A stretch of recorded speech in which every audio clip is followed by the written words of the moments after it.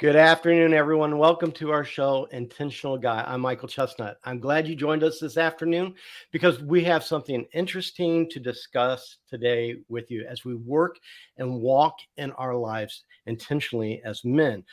With me today is Chris Bruno, author and counselor and speaker. And today we're going to talk about the journey of a man and what that kind of looks like. And Chris, thank you so much for joining us today. I'm excited about our conversation and where we're going to take it today. Absolutely, Michael. Thanks so much for having me on the show. It's great to be here.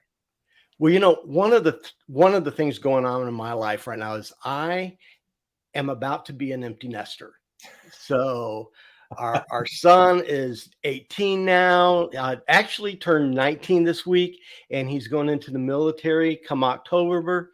And me and my wife we're going to be empty nesters now, and so it's a new stage in our life. And as we're going through it, we're excited and we're learning. And you know what? I thought life would start slowing down, but it's only gotten busier, Yes. with it. So there's a lot of things that happen as men, and I've realized we got to be intentional in what we're doing every day because seasons of our lives change all the time. Mm-hmm. And as those seasons change, sometimes so do we. We need to regroup, reorganize, and rethink some of our purpose and what we're doing in here. And I know that some of what you've been discussing and talking about, if you will, I'd kind of like to just hand it over. Maybe you give us a little segue into that. Yeah, absolutely. Well, I just want to say bless you and your wife as you head into the empty nester season.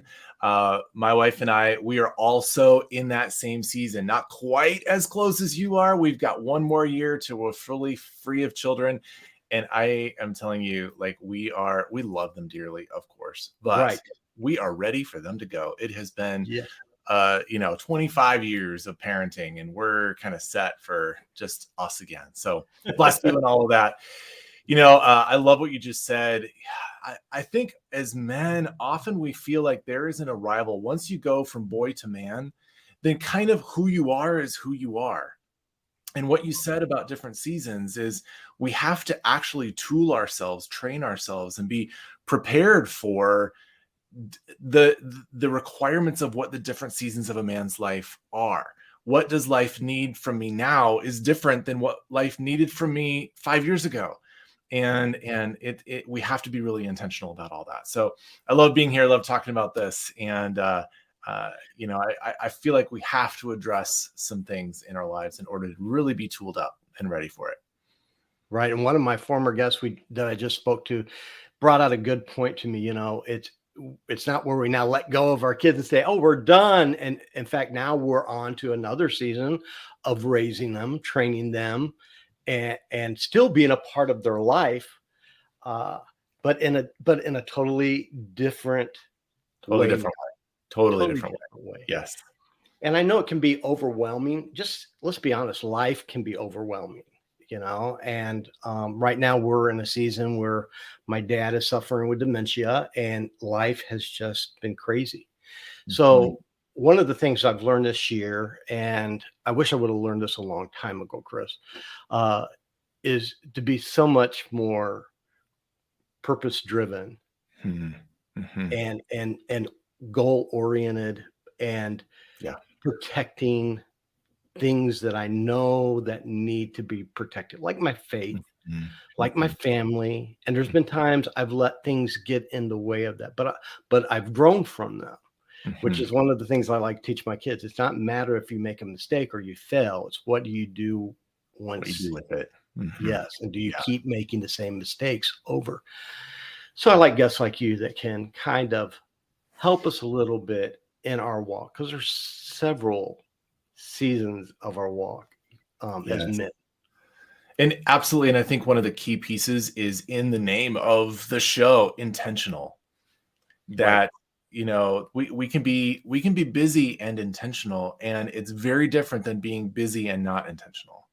Right. That flavor, that posture absolutely changes how we engage life. And so I feel like what I should have learned a long time ago was be more intentional in what I'm doing. Have the have the wherewithal to sit down and think about what I'm going to be doing. What is my plan as I become a father, as I do these job changes, as I, engage as I engage my faith? What is my intentionality around it? So I love even just that word intentional. I think it makes such a difference. So where would you suggest we start in this journey, the journey of a man? I mean, well, we start where we're at.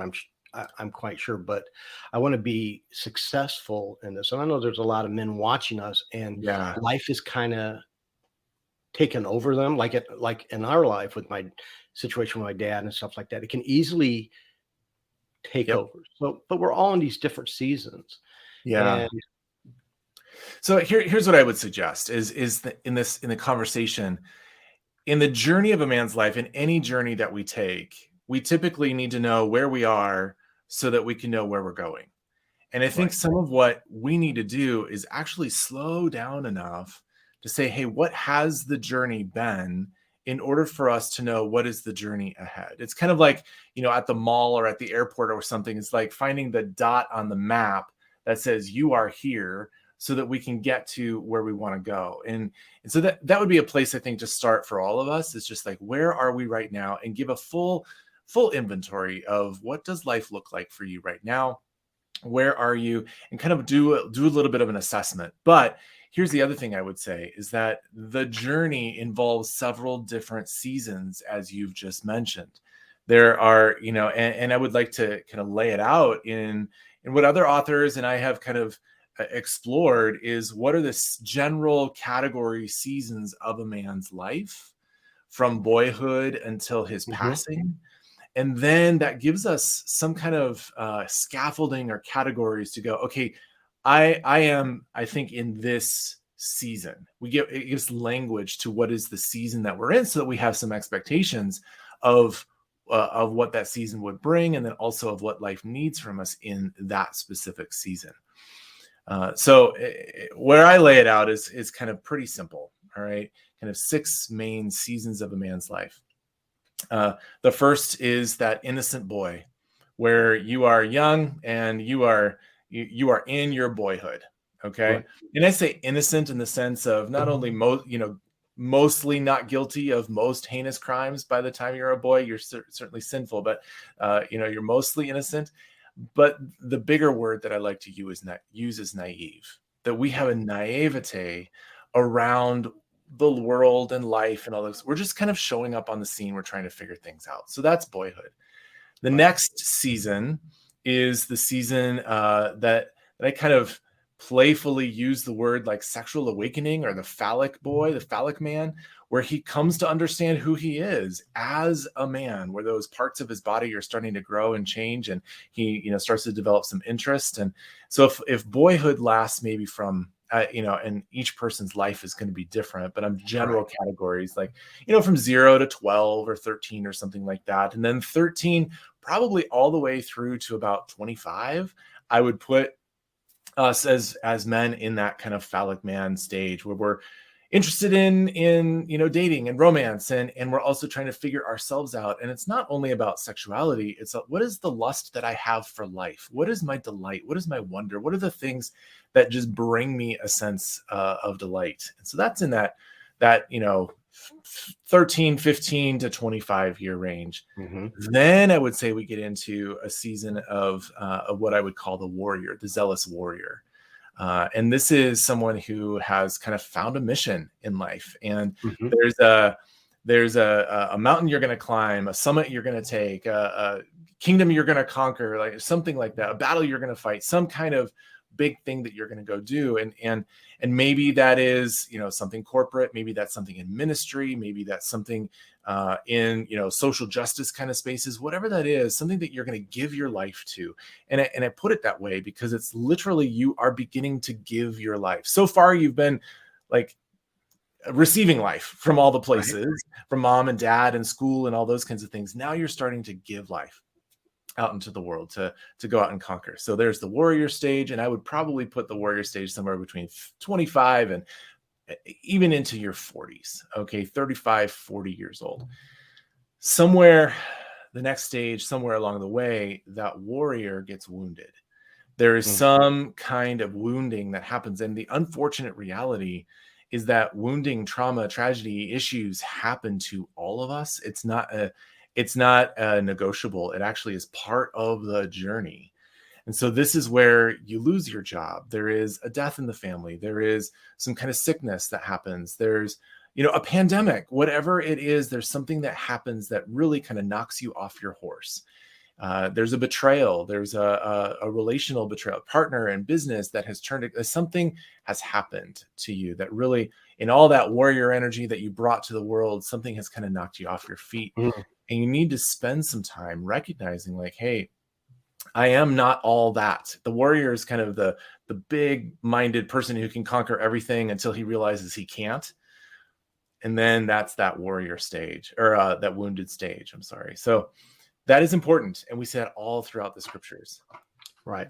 The next stage after that is what a lot of people call the king stage. I like to call it the restored king stage, because it's where we kind of come back up out of the valley, the dark valley, out of the wounding. We've tended to some of those places. We've healed some of those places. And now, different than a warrior where we're trying to go, fight all the battles, the king is actually willing to, he can still fight battles, but more of it is like there is a settledness to him. There is he sits on the throne and kind of rules the domain from there. And so that I think is really in the 40s and 50s range of time where there is a settledness to him, and all that. Michael, all of those stages are in the first half of life. All of those stages are the first half of life. And I think most of us have the idea that, maybe the warrior is kind of the pinnacle of manhood, or the king is the pinnacle of manhood, or something like that. And I would say those first 5 stages being in the first half are actually preparation for the 6th stage, which is in the second half of life, which is what I love talking about, is the sage. Okay. Is that elder person, the one who is the Gandalf in the story, the Yoda in the story, the Nathan behind the King David, the one who's the hero behind the hero. Actually, the one who actually stands with his hand on the shoulder of the king in order for goodness to occur in the kingdom. The sage, I believe that 6th stage is what happens for us, and should be happening for us in the second half. And most of us don't even know that it's there. Wow. Okay. So that when we talk about a journey of a man's life, when I say like, where are you going? Where do you find yourself in those stages? And if you are in one of those stages, that's really good. That's really good. Live into it. Live it. Yes, because at least you can know where you're at. That's part of the, I guess, you're ahead of the rest of everybody else in that matter. I kind of want to talk about the wounded one. Yeah, for sure. Because, that's, I think a lot of people get stuck in that right there. Going from the wounded to the king can sometimes be, I know for me, it was a very lost time period, and a long season for me. And it's very painful. Yes, it is very painful. I mean, wounded by design is full of pain in some ways. And so I love your word stuck, because I think actually we can get stuck in any one of these. I work with a lot of men who are stuck in that phallic man stage where they've got like sexual addictions or issues that they're trying to deal with, and who they are as men, and engaging with women and all that. There's a stuckness there. There can be a stuckness in the warrior where like everything is a battle and everything is a fight and everything is like more. And he doesn't come to the place of recognizing like, actually, maybe more is not better.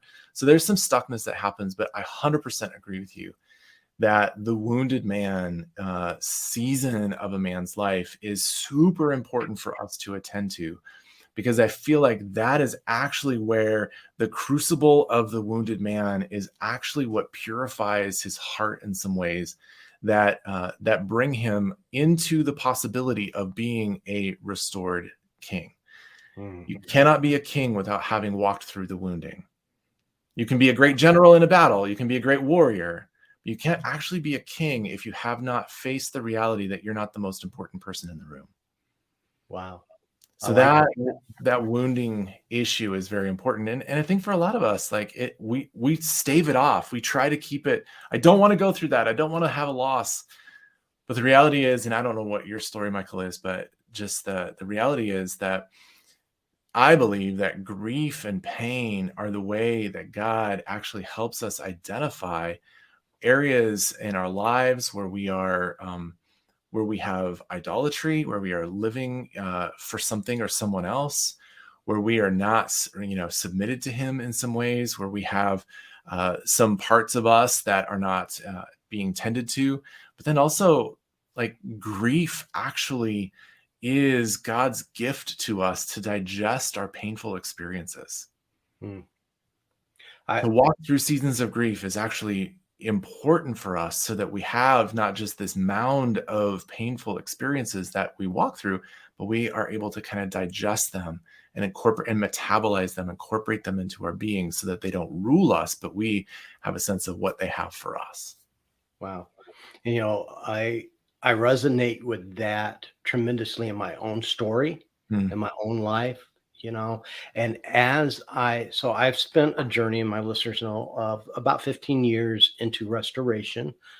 In the last 2 to 3 years, God has really uh, poured into me. God has really, I found that redemption side of God and the restoration part of it. But it was a long journey of being refined by Mhm. God. Um, and even now in it is a lot of grief too that I've noticed lately, because as some hurt relationships where I've sought forgiveness and is not forgiven, it's tough. But I have been coming to that journey where God is like, yes, it sucks that they have not forgiven you, Yes. but I have forgiven you. You Yes. are forgiven. Yes. And to walk in that is very humbling, but Mhm. very powerful too, Mhm. because Mhm. now I understand forgiveness so much better, Yeah. Yeah. you know. And these are hard stages of life that everyone we go through that, and probably grieving through all of these stages in some ways. Yeah. And there's something good in each stage, there's something hard in each stage. And I think we are meant to walk that journey in order to really become who God designed us to be. So, it's not lost on me that pretty much all of the kind of pillars of our faith had some kind of significant wounded man season of their lives, right? Moses went through that. Jacob went through that.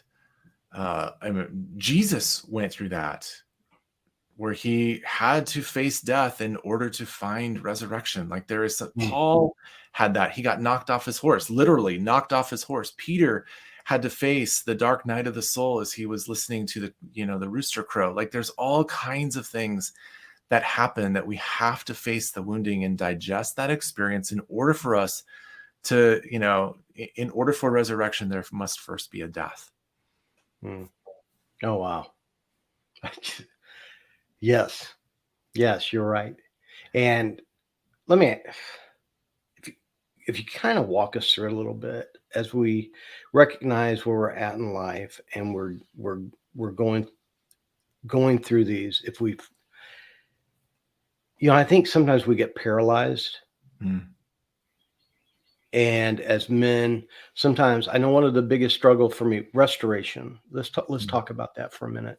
I think a lot of people don't realize that they need to be restored, mhm, and and because they're kind of paralyzed by what bound them. mhm, And I don't know if they know they're grieving.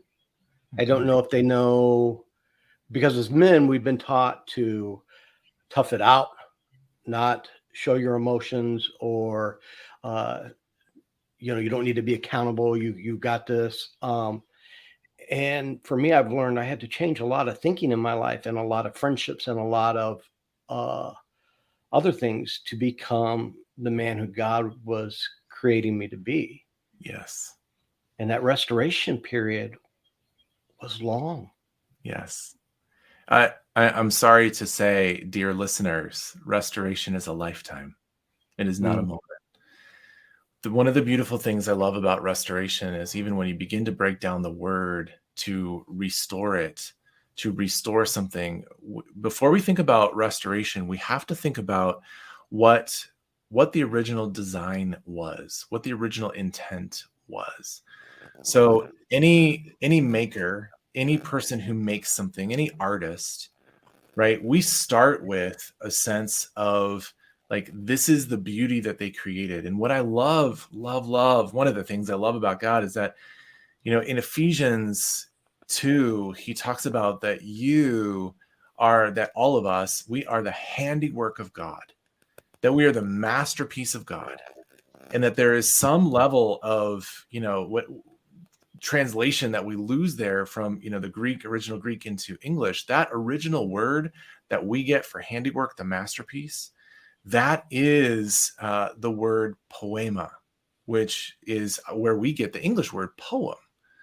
So if we were to literally understand what Paul would the writer of Ephesians and then God ultimately is saying, that we are the poetry of God, intended, written in Christ Jesus to bring about goodness to the world. So when we think, and earlier in Ephesians, he talks about before the beginning of time, God intended for us to be something. We were a thought in the mind of God. We were the poetry in the mind of God. And so when we, really kind of go back to before I even showed up on the scene here on the planet, there were intentions, there were thoughts, there was design, there was artistry, there was poetry written into who I was to become. Now, obviously, we show up on the scene and we look, it's a fallen world, it's a broken world, and I'm a fallen man, and all those kinds of things are true. And yet, what is still true is his original design and intent for who I always was meant to be. So when we think about restoring something, it is not scrapping it and starting over. It is returning it to its original design, its original intent. And so when we think about restoration of us, our hearts, and the restoration of men, it is actually returning us to what God designed us to be in the first place. And restoring those things, because I believe that in every one of us, there is the fingerprint of God, there is the divine image, there is the likeness of God, the image of God written into you and to me and everyone listening in a unique and beautiful way. And as a result, like who you are and how you image God in the world is different than how I image God in the world, and how the next guy is going to. And so as we restore one another, as we're part of that journey, as we are sharpening one another, it's not unto likeness and similarity. It is unto how am I unique and how are you unique, and what is God's unique design for me and God's unique design for you. Yes. That all of that is the kind of theological backdrop to the work that I love doing with people. Is it's not just, trying to get rid of your junk. It's trying to look behind the junk to the masterpiece that was always there. And you know what I love about that is we all have a story. Yes. And we have a powerful story inside of us because it's God's story. Yes. And the most freeing time, Chris, in my life was 2 years ago. I wrote a book on my life called Exposed. And my biggest fear was that if people knew who I was, they would not love me. They would not like me. Right. And so I had my restoration. Of course, restoration is kind of done in private, and because you're wounded, right? You're going through that stuff. But I had never seen any example of restoration in my life, even as a pastor's kid, to the level that I felt. And what I saw was people chastised, thrown away, which what I then identified as. Yes. But God said, you know what, since this is your fear. I'm going to expose you. And that's why I named the book Exposed. And I remember the moment I hit send on that book to be published. I had a couple hours of a panic attack. I'm not going to lie. Anxiety kind of overfilled me, but thank God for a great wife. But what freeing came as I started sharing my story. Yes. And realizing that my story was not unique to God and to others. Mm-hmm. And how now in my restoration, I'm understanding that verse, his grace is sufficient for me. Yeah. That when I'm weak, I'm strong, and I'm getting that now in this journey. But I would love to see other men understand that their story can be powerful. We don't have to hide from it. And I'm walking boldly in my story now. Instead of being ashamed and afraid of it, I want God to glorify in my infirmities. Is that how it goes? Yes. Yes. So, I love that. And I think you used the word ashamed. And I think shame is a significant factor in all of our lives that we have to actually tend to. And being exposed is one of the most terrifying things, I think, for most of us, for all of us, because of the presence of shame. I think we are all desperate to be found, but terrified of being seen. oh, wow.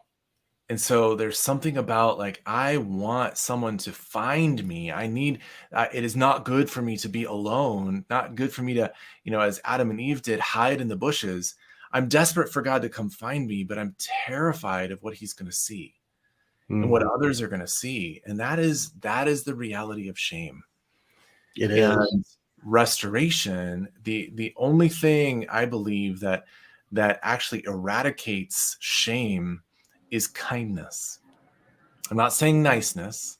I'm saying kindness, which is this combination of the beautifully strong love of Jesus and just this exquisite tenderness of the love of Jesus.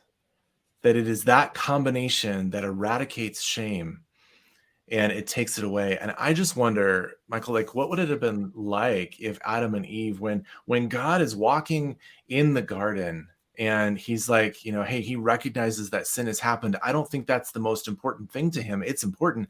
The most important thing, I believe, in the garden is the loss of connection, the loss of intimacy between him and his people. And so the question was not about the sin. What did you do? The question was, where did you go? Yeah.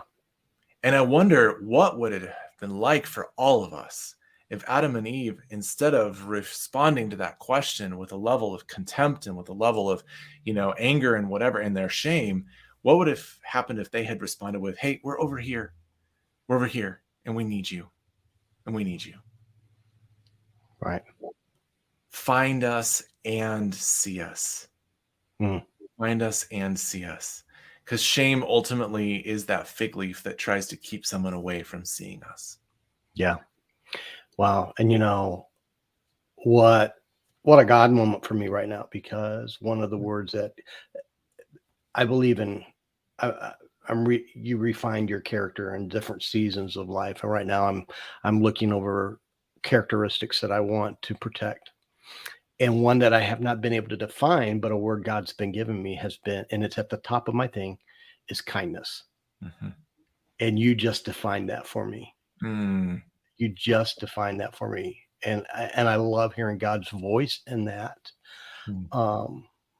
with it, because I think it was really unusual for me, because God had to take me from where I was at to a whole different, hundreds of miles away, to a different place, city, town, congregation, to rebuild my relationship with others and with him, so I could experience this kindness, that I could experience, I like to say, Jesus with skin on. And through this, I saw a whole new God, a whole new God than what I knew from before. Yes, absolutely. I'm going to say some big things about kindness. Okay. Because it's one of my favorite things. One of the big things I'd like to say is this: I believe that kindness is actually the greatest weapon that God has given to us against darkness in the world. Mm. Okay? That it is the greatest weapon to stand against evil, to stand against shame, to stand against contempt. Like what kindness does is it brings us into connection. It says, hey, I will not stand for this any longer. That strength, that power, I will not stand for this any longer. And I am not going to take your head off as we talk. Right? I'm going to be gentle and tender with you. And I see the interaction with Jesus with every single person is that kind of kindness, which is why I say it's not nice. It's not a nice thing. Nice is empty. It's anemic, right? But kindness is this powerhouse that I feel like if we can bring kindness into the world, if we can be intentional guys who have kindness, then I believe everything in the whole world begins to shift. Second thing I'll say is that it is not obedience to God. It is not obedience to the law. It is not all those things that bring about his healing of us. Paul tells us in Romans that it is the kindness of God that leads us to repentance. It is kindness that leads us to relationship with God. It is the kindness that leads us back to him. It is not, and literally the whole treatise of Romans is all about how the failure of the law to bring about repentance, and how no matter how stickler we are in following all the rules, it still will not bring us to the point of heartfelt change and transformation. Kindness, I believe, actually is the greatest weapon on earth. Wow. I love that. And I'm not so sure that a lot of us have experienced true kindness. No, unfortunately, but there's such great examples of it. And, to me, this kind of helps because it's amazing because this is a word I've been stuck on. What does this mean, God? Why is this a characteristic that you want me to focus on right now? So I've been kind of searching it out, and today I got that answer to it. But as men, we, I guess we're strong, we're this, we're that, but you could still be strong in kindness, and it's necessary for kindness. It is 50% of the element of what kindness is. Kindness is strong. Kindness is strong. As a counselor, sometimes I work with people in domestic violence situations, unfortunately. Right. The reality is, and I will tell, usually it is a wife who's struggling with it. I will say one of the kindest things that you can do right now is call the police.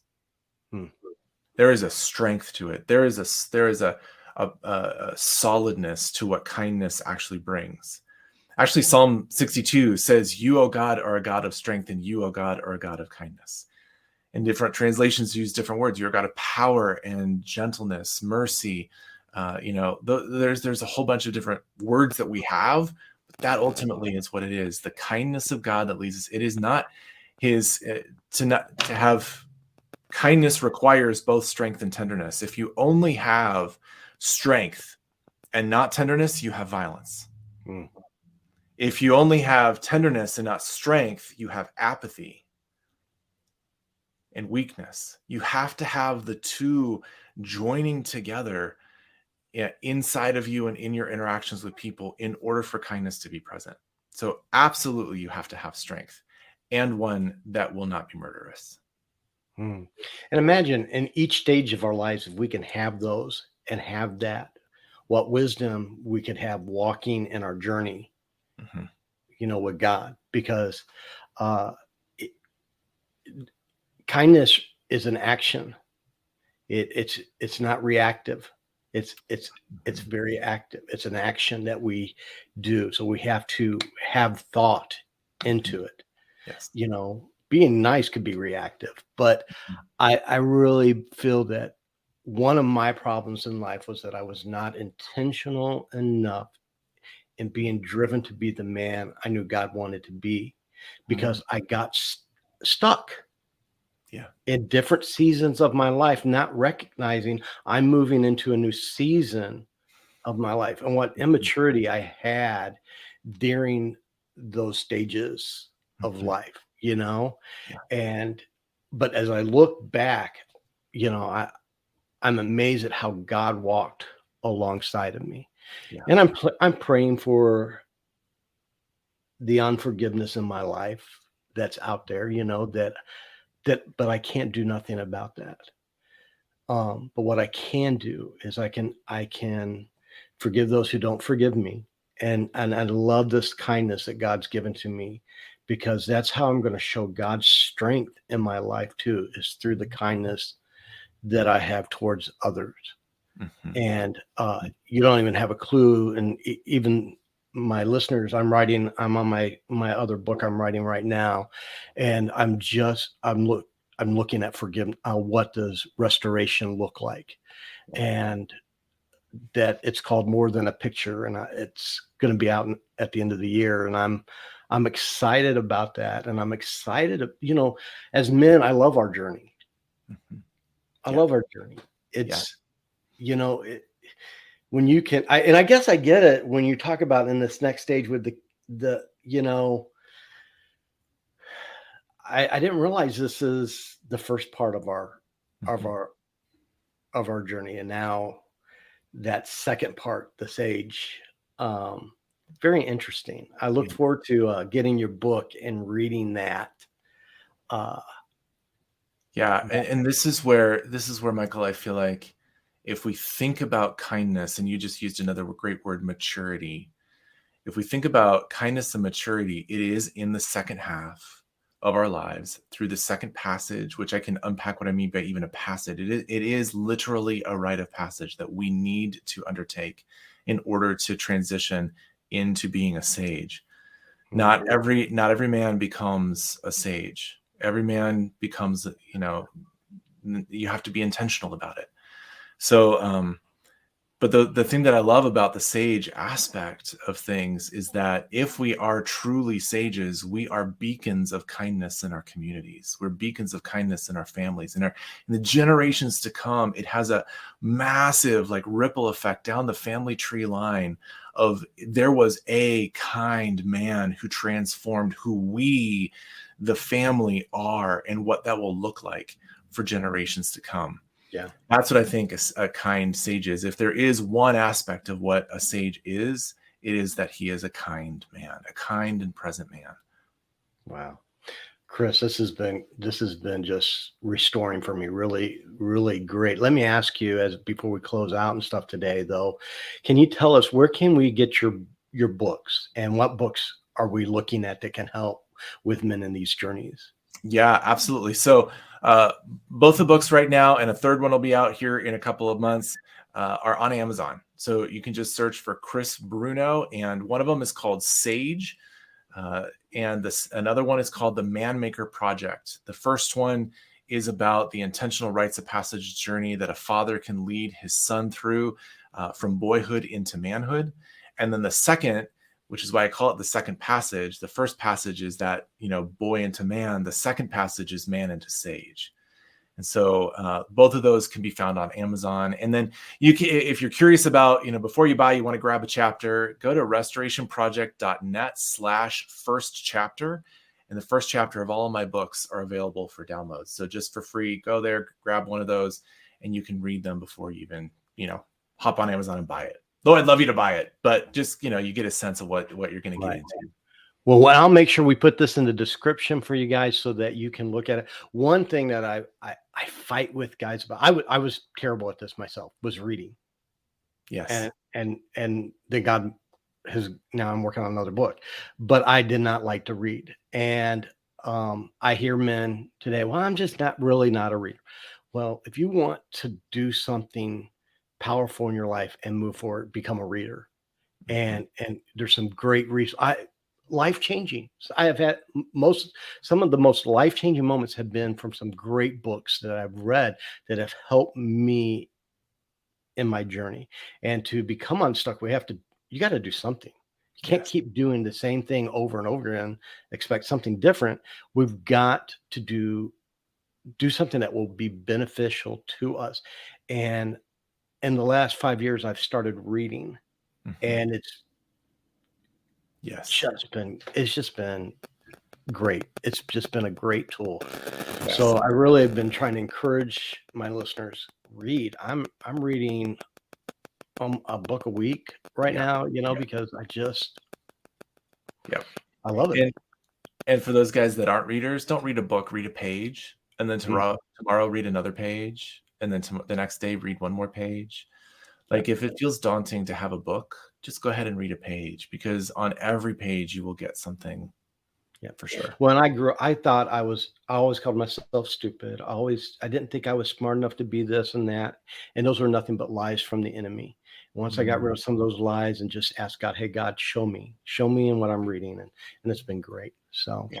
well, Chris, listen, thank you so much for being here with us today on our show. And we'll make sure these are in your link. And guys, until next time, I'm just going to ask you, keep being intentional. We'll see you next week.